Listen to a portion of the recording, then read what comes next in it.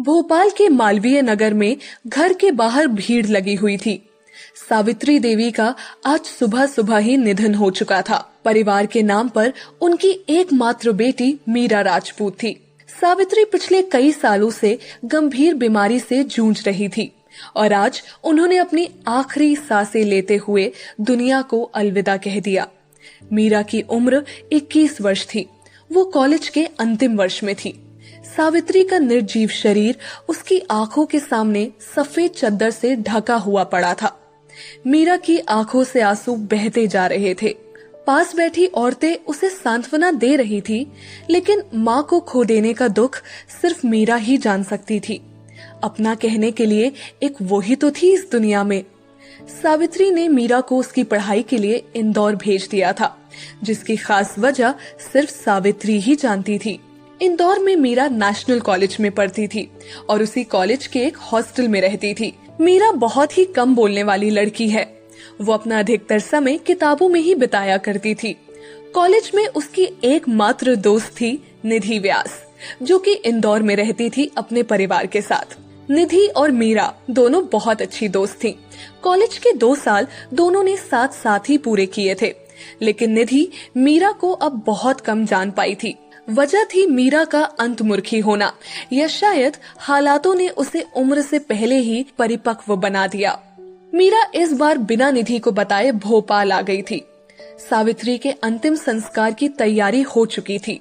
जब उनके पार्थिव शरीर को ले जाया जाने लगा तो मीरा जोर जोर से रो पड़ी। औरतों ने उसे संभाला, लेकिन कोई उसे रोक नहीं पाया। वो दौड़कर बाहर आई और कहने लगी, हम भी साथ जाएंगे। बिटिया, औरत शमशान में नहीं जाती है। वहाँ खड़े एक बुजुर्ग ने कहा। हमें कुछ नहीं सुनना, हम भी साथ जाएंगे। मीरा ने कहा, चलने दीजिए काका, मुख अग्नि के लिए किसी अपने का होना भी जरूरी है, और आजकल क्या लड़का क्या लड़की, चलने दीजिए। पास खड़े विश्वनाथ ने बुजुर्ग आदमी से कहा। सभी वहाँ से सावित्री का पार्थिव शरीर लेकर निकले। आंखों में आंसू भरे, हाथ में अग्नि का पात्र पकड़े मीरा चले जा रही थी। उसके बेजान पैरों में जैसे हिम्मत ही नहीं थी।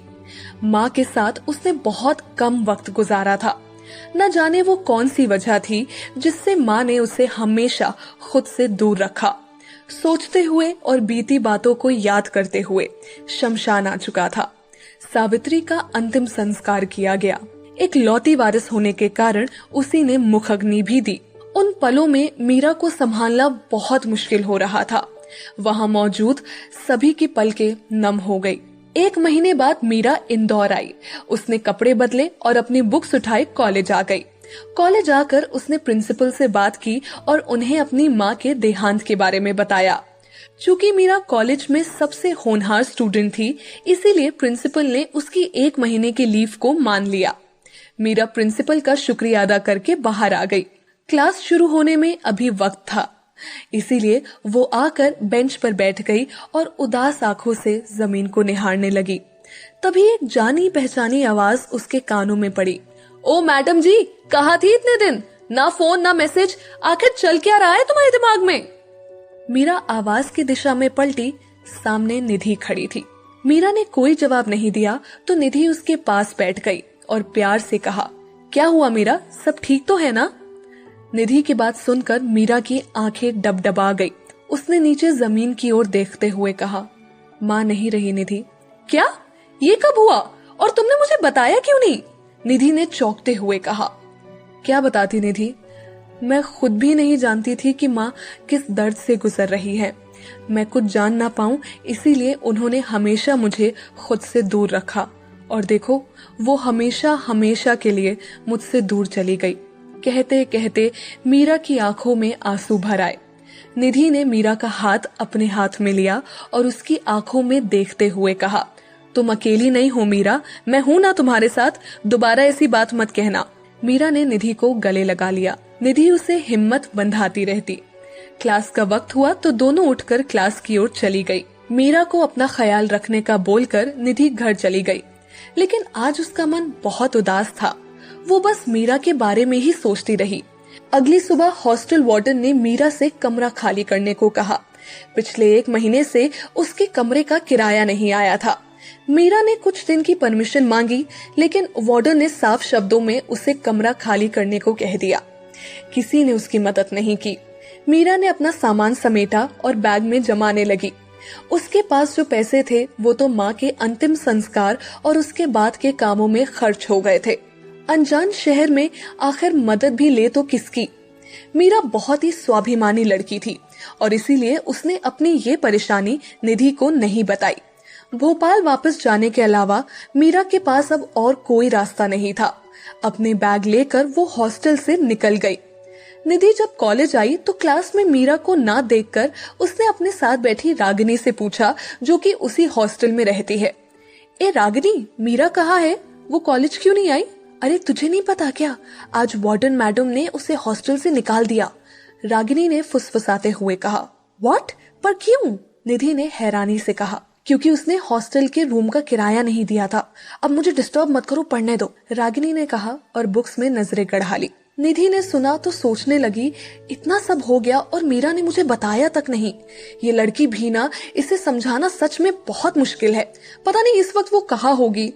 मुझे जाना होगा। निधि ने अपना बैग और बुक्स उठाए और क्लास के बाहर निकल गई। कॉलेज से सीधा वो हॉस्टल आई और मीरा की रूममेट से पूछा। रूममेट ने बताया कि मीरा वापस अपने घर जाने की बात कर रही थी। निधि वहां से निकली और तुरंत रेलवे स्टेशन आई। ट्रेन जा चुकी थी। निधि हताश हो गई। उसने उदास नजरों से ट्रेन को जाते हुए देखा और जैसे ही वापस जाने को मुड़ी, उसकी नजर बेंच पर बैठी मीरा पर गई।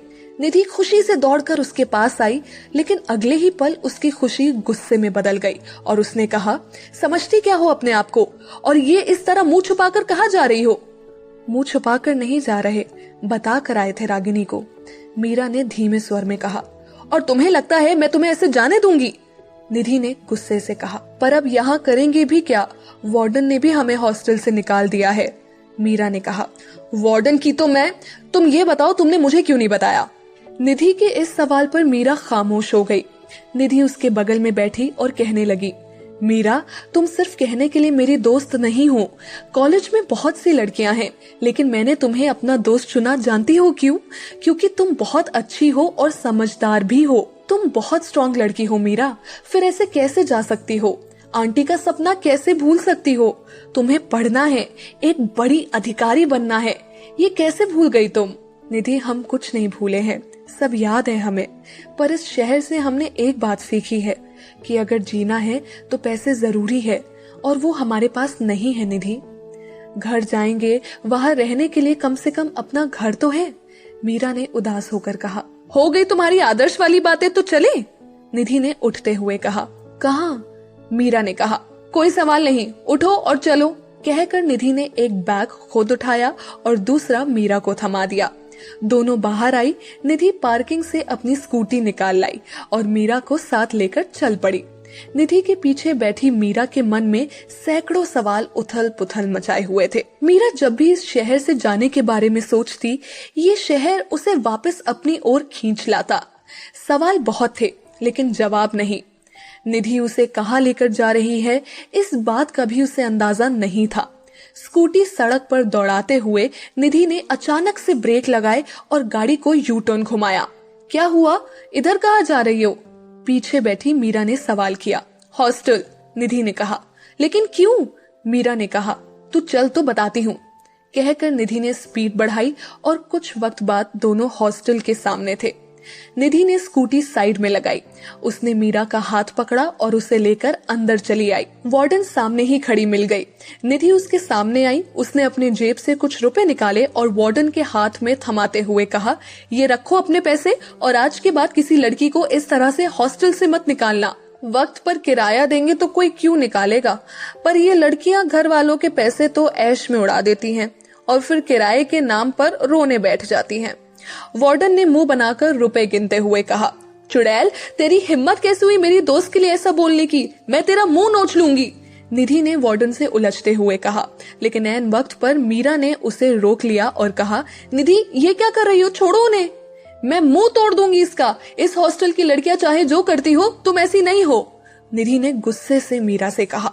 तुम प्लीज यहाँ से चलो, प्लीज, मीरा ने निधि को लगभग खींचते हुए कहा।